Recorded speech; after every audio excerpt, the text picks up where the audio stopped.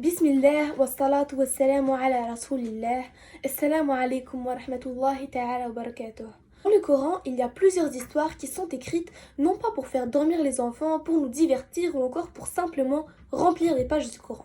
Au contraire, elles sont écrites pour nous faire tirer des leçons des histoires des gens qui sont vécus avant nous. Aujourd'hui, je m'apprête à vous raconter l'histoire du prophète qui a le nom le plus mentionné dans le Coran, c'est-à-dire le prophète Moussa alayhi salatu wassalam. Saviez-vous que c'est même lui le prophète qui a parlé à Allah subhanahu? Alors cette histoire se déroule pendant l'époque des pharaons. Alors le pharaon qui régnait sur l'Égypte se pensait supérieur à Dieu, astaghfirullah. À cette époque, il y avait deux classes de population. Premièrement, il y avait les Israélites qui sont les descendants de Sidna Yaqub. Donc ils croient en Dieu tout comme nous. Et il y a également les Coptes qui étaient considérés comme supérieurs parce que eux, ils étaient pour l'empire du pharaon. Alors eux, ils pensaient que pharaon était leur dieu. Les Israélites étaient donc les esclaves du pharaon.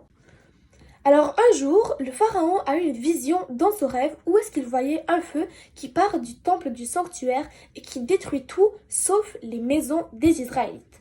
Il appela donc tous les prêtres ainsi que les clairvoyants et il leur expliqua sa vision.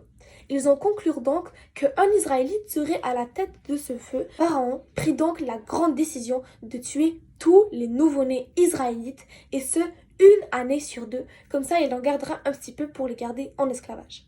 Pendant cette période, il y avait la mère de Moussa alayhi salatu wassalam qui était enceinte de lui. Et malheureusement, elle accoucha l'année où le pharaon tua tous les enfants, les nouveau-nés israélites. Comme cette mère avait terriblement peur pour son enfant qui était Moussa, elle le cachait toujours lorsqu'elle entendit les pharaons qui venaient.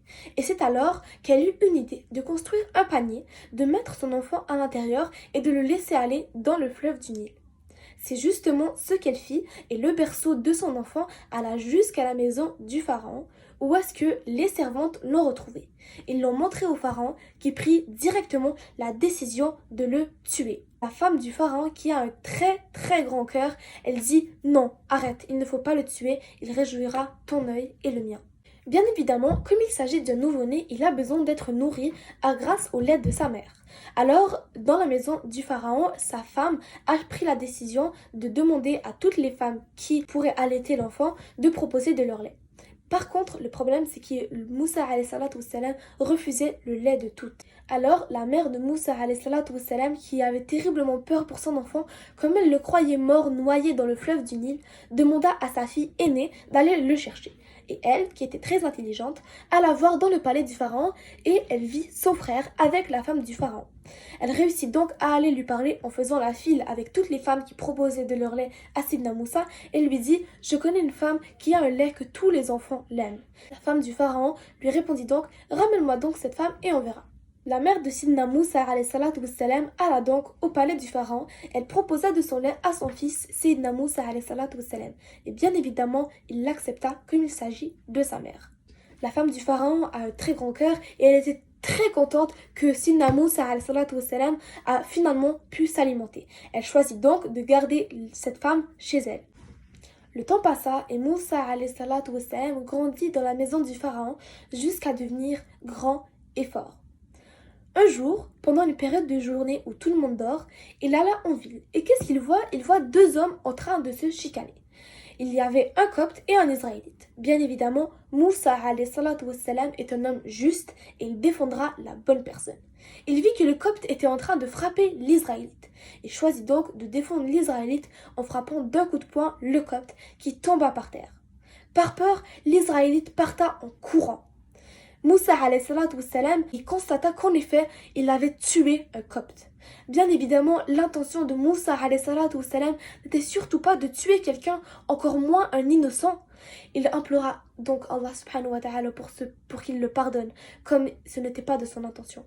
Le lendemain, la nouvelle s'est propagée un petit peu partout.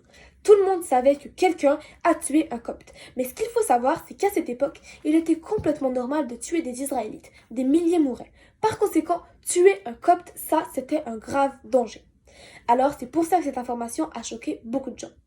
Alors Moussa alayhi salatu wassalam retourna en ville. Et qu'est-ce qu'il voit? Il voit le même Israélite qu'il a défendu la veille en train de se battre contre un autre copte. Moussa alayhi salatu wassalam alla donc voir l'Israélite et lui dit: sais-tu que tu es un provocateur? Et par peur, l'Israélite dit à tout le monde: tu vas me tuer comme tu as tué l'homme hier.